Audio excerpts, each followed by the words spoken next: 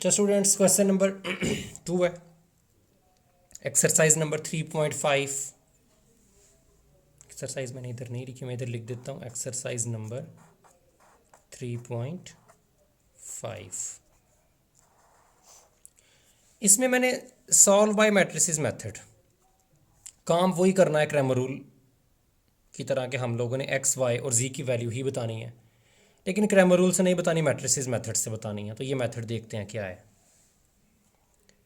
सबसे पहले आप लोगों ने वही करना है, मैट्रिक्स फॉर्म में इसको लिख लेना है। मैट्रिक्स जिस तरह बनते हैं, हर क्वेश्चन शुरू इधर से ही होता है। मैट्रिक्स फॉर्म क्या बनेगी? एक्स का कोफिशिएंट 1 है, उसके बाद 3 है। अच्छा, इधर एक्स नहीं है, तीसरे अगर आप इक्वेशन देखें ना, वाई और जी है सिर्फ, तो एक्स का कोफिशिएंट बनेगा इसमें 0। वाई का कोफिशिएंट -2 है, वाई का कोफिशिएंट 1 है और वाई का कोफिशिएंट है 1। जेड का कोफिशिएंट 1 है, -2 है और -1 है। उसके बाद वेरिएबल आएंगे एक्स वाई और जी, तो एक्स इधर आएगा, वाई इधर आएगा और जी इधर आएगा, इज इक्वल टू। उसके बाद इक्वल के बाद -1, 4 और 1, बी वाला मैट्रिक्स आएगा। ओके। अच्छा, क्रैमर रूल का सेकंड और थर्ड पार्ट आप लोगों ने खुद करना है, तो इसका मैं आपको सेकंड पार्ट भी करवाऊंगा इस एक्सरसाइज का। मैं सिर्फ आपको मैट्रिक्स मैट्रिक्स फॉर्म उसकी लिख दूंगा और ये शुरू का फार्मूला जो है।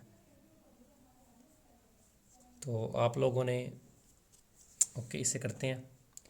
उसी तरह हमने इसको कह देना है ए, इसको हमने कह दिया कैपिटल एक्स, इसको कह दिया बी। अब आप लोगों ने ये एक्स वाई जी को ही फाइंड आउट करना है। हम ये नहीं कि इसको मैंने कैपिटल एक्स का नाम दे दिया है, तो आपने कैपिटल एक्स को ही फाइंड करना है। तो कैपिटल एक्स कैसे आएगा? इधर ए है तो इस तरफ जाके बन जाएगा ए इनवर्स, और ये बी साथ वैसे ही रहेगा। अब देखें, ए इसमें एक्स से पहले है, यानी कि प्री मल्टीप्लिकेशन है। तो जब इसको उधर जाके आप इन्वर्स करोगे इक्वल के दूसरी तरफ, तो ये बी से पहले ही आएगा, बी के बाद नहीं आएगा। ठीक है, यानी कि आप लोगों ने किया ये है कि आपने इस तरफ भी ए इन्वर्स अप्लाई कर दिया और इधर भी कर दिया है, दोनों तरफ आप लोगों ने। मैं इधर इसको थोड़ा लिख देता हूँ।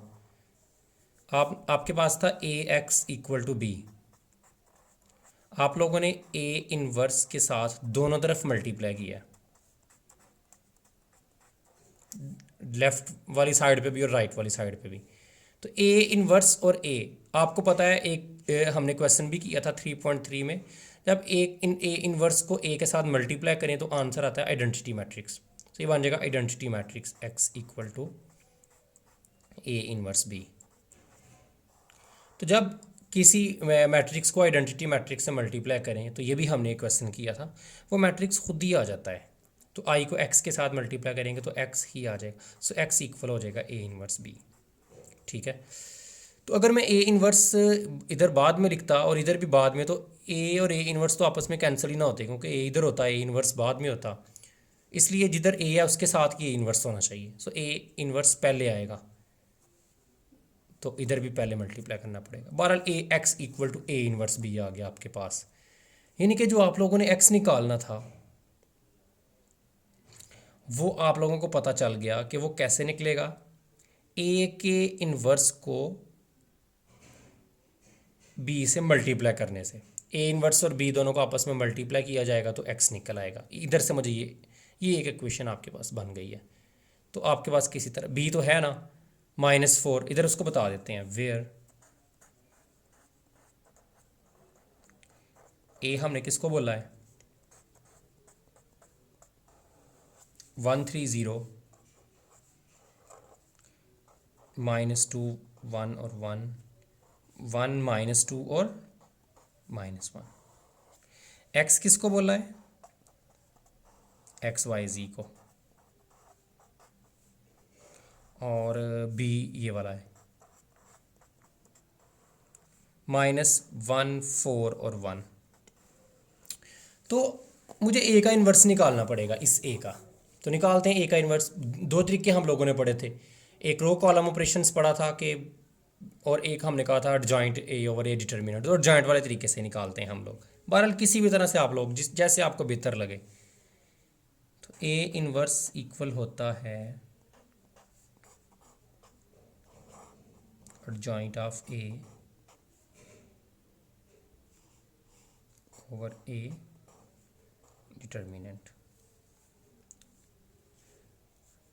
इसको 1 कह देते हैं। फर्स्ट वी फाइंड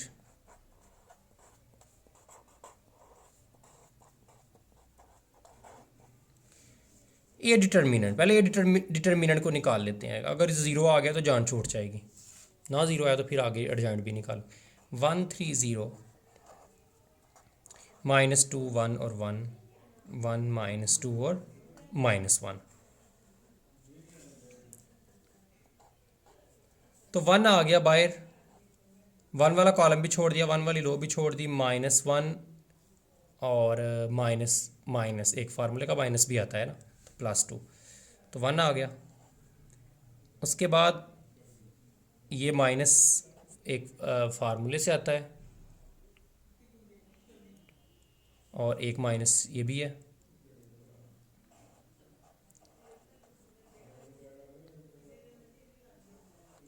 तो -2 वाला कॉलम भी छोड़ दिया, -2 वाली रो भी छोड़ दी। तो बाकी -3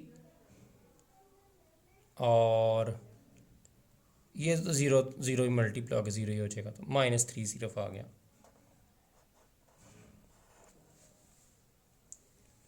और उसके बाद 1 आएगा, और 1 वाला कॉलम भी छोड़ दिया, 1 वाली रो भी छोड़ दी, बाकी ये बचे तो 3 और ये तो 3 ही आ गया। सो 1 माइनस माइनस प्लस, और फिर ये माइनस तो माइनस ही आ जाएगा। 6 + 3, तो आंसर आ गया 1 + 3 4, 4 - 6 बाकी आ गया -2। सो ए का डिटर्मिनेंट इक्वल आ गया -2 के। ठीक है, अब हम लोग निकालते हैं एडजॉइंट ऑफ ए। एक हमने 3.3 में भी इसको एक दफ़ा निकाला था। आप लोगों ने पहले एक डिटर्मिनेंट आप लोगों ने लिखना है।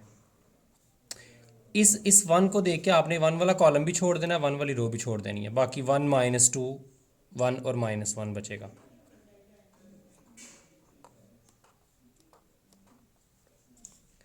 उसके बाद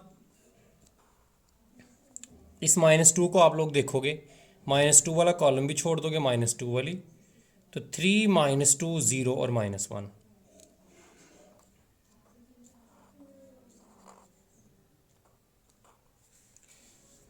उसके बाद तीसरे नंबर पे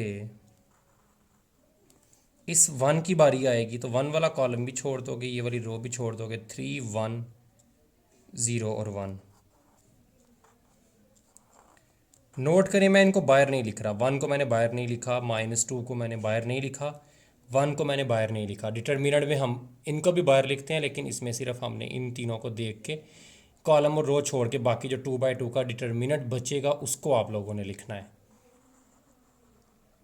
उसके बाद इस 3 की बारी आ गई। ठीक है, तो 3 वाला कॉलम भी छोड़ दिया और 3 वाली रो भी छोड़ दी, बाकी -2 1 1 और -1 बच गया। समझ आप लोगों को आ चुकी होगी हम क्या कर रहे हैं।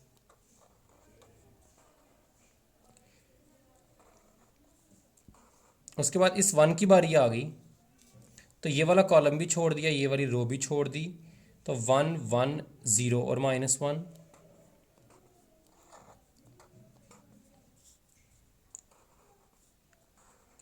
इस -2 की बारी आ गई, तो -2 वाली रो भी छोड़ दी, कॉलम भी छोड़ दिया, तो 1 -2 0 और 1।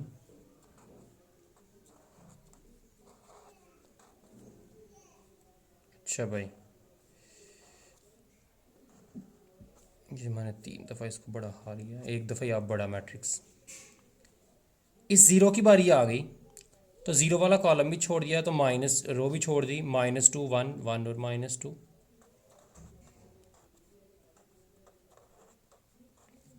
इस 1 की बारी आ गई, सो 1 वाला कॉलम 1 वाली रो भी छोड़ दी, 1 1 3 और -2।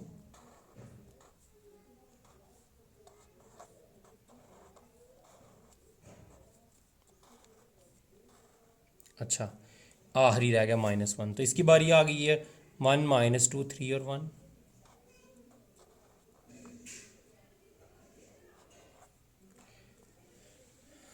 और इस पूरे के ऊपर ट्रांसपोज, ये ट्रांसपोज मिस नहीं करना। अच्छा, क्या किया मैंने हर एक एलिमेंट का कोफैक्टर निकाल लिया है, इसका भी, इसका भी, इसका भी, इसका 9 एलिमेंट्स थे ना टोटल, तो 1 2 3 4 5 6 7 8 9। जिसकी जब इस 3 की बारी थी तो 3 वाला कॉलम भी छोड़ दिया, 3 वाली रो भी छोड़ दी, बाकी ये -2 1 1 और -1 बचा, -2 1 1।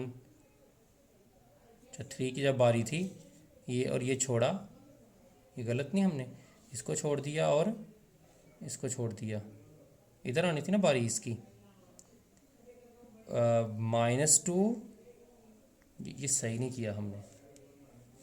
जब इस 3 की बारी आई, 3 वाला कॉलम भी छोड़ दिया, 3 वाली रो भी छोड़ दी, तो भाई बाकी तो बच गया -2 1 1 और -1, -2 1 1 और -1। ओके, ये ठीक है, चलो पता लग गया हमें।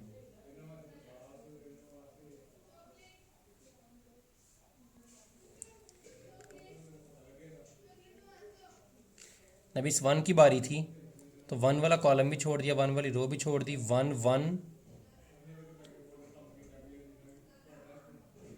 0 और -1 1 1 0, ये ठीक है।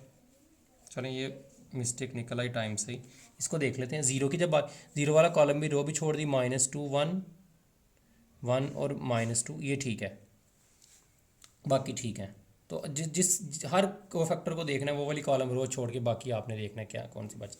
फर्स्ट वाले के साथ प्लस आता है तरतीब से, plus minus plus minus plus minus plus minus और प्लस। तो पहले से शुरू करना है, plus minus plus minus plus, इस तरह आप लोगों ने लगा देना है। बहरहाल मैं आपको इसकी रीज़न भी बताऊंगा कि ये प्लस माइनस क्यों हुआ है, एंड पे बताऊंगा, इनको रट्टा नहीं मारना।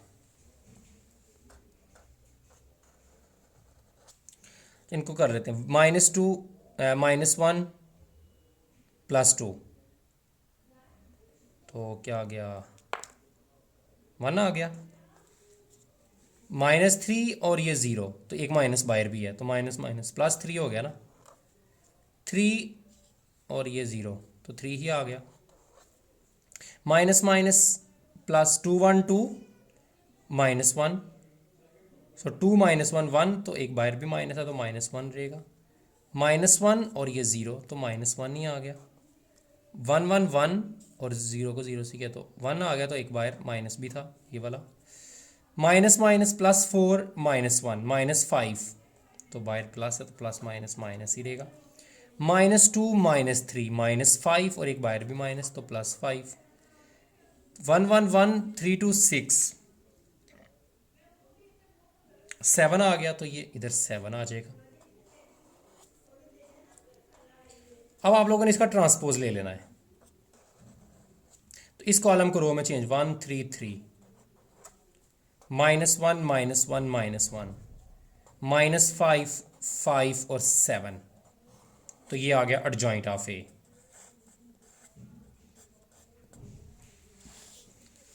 अब ए डिटर्मिनेंट, ए इनवर्स हमने पढ़ा था क्या होता है, 1/ए डिटर्मिनेंट। ए डिटर्मिनेंट कितना आया था, -2 आया था मेरे पास, हमने पहले निकाला। Adjoint of A, adjoint of A कितना आया, 1 3 3 -1 -1 -1 -5 5 और 7, तो ये, तो ए इनवर्स मेरे पास निकल आया। अब हम लोगों ने निकालना था एक्स, एक्स किसके इक्वल था, ए इनवर्स बी के, ठीक है। तो एक्स इक्वल आ गया, ए इनवर्स की जगह पे आ गया 1/-2 1 3 3 -1 -1 -1 -5 5 7 और बी की जगह पे क्या आएगा, बी वाला मैट्रिक्स क्या था, -1 4 और 1 था बी वाला मैट्रिक्स इक्वल के जो दूसरी तरफ था। सो बी की जगह पे उसकी वैल्यू, अब इनको मल्टीप्लाई कर लेंगे बस तो एक्स निकल आएगा, सिंपल से निकालना चाह रहे हैं ना। सो इसकी वैल्यू आ जाएगी 1/-2 फर्स्ट रो फर्स्ट कॉलम -1 -4 -5 -1 -4 और -5 कितना आ गया, -1 में -4 किए तो -5 और -10 आ गया। First row sorry second row first column, ठीक है ना। इसका ऑर्डर कितना है, इसका ऑर्डर है 3/3 और इसमें 3 रोज हैं और कितने कॉलम्स हैं 1, तो 3/1 3 रोज आएंगी, सिर्फ एक कॉलम आएगा। तो फर्स्ट रो फर्स्ट कॉलम, अब ये इधर तो सेकंड रो फर्स्ट कॉलम -3 -4 कितना हो गया, -7 + 5 तो -2 आ गया। उसके बाद ये थर्ड रो शुरू हो गई है, थर्ड रो फर्स्ट कॉलम, तो -3 -4 -7 और +7 तो ये आ गया 0, ठीक है। सो 3 रोज आनी थी और कॉलम सिर्फ एक आना था, तो पहली रो को पहले कॉलम से करना था इधर, फिर दूसरी रो को पहले कॉलम से करना था इधर, और फिर तीसरी रो को पहले कॉलम से करना था, तो वो इधर आ जाना था। तो -2 को अंदर सबके साथ लहदा किया जाएगा मल्टीप्लाई, तो ये -2 5 10 माइनस से काट गया 2 1 2 और 0 ओवर, तो ये 0 ही रहेगा। सो आपके पास कैपिटल एक्स आ गया 5 1 और 0। तो ये मेरे पास मैट्रिसेस मेथड है जिससे हम ए इन्वर्स निकालते हैं पहले एडजॉइंट वाले मेथड से, और उसके बाद हम लोग एक्स निकालते हैं ए इन्वर्स को बी के साथ मल्टीप्लाई करके। ओके, इस लेक्चर के लिए इतना ही। अगले लेक्चर में देखेंगे एचिलॉन रिड्यूस एचिलॉन फॉर्म के साथ सेम इन्हीं का सोल्यूशन।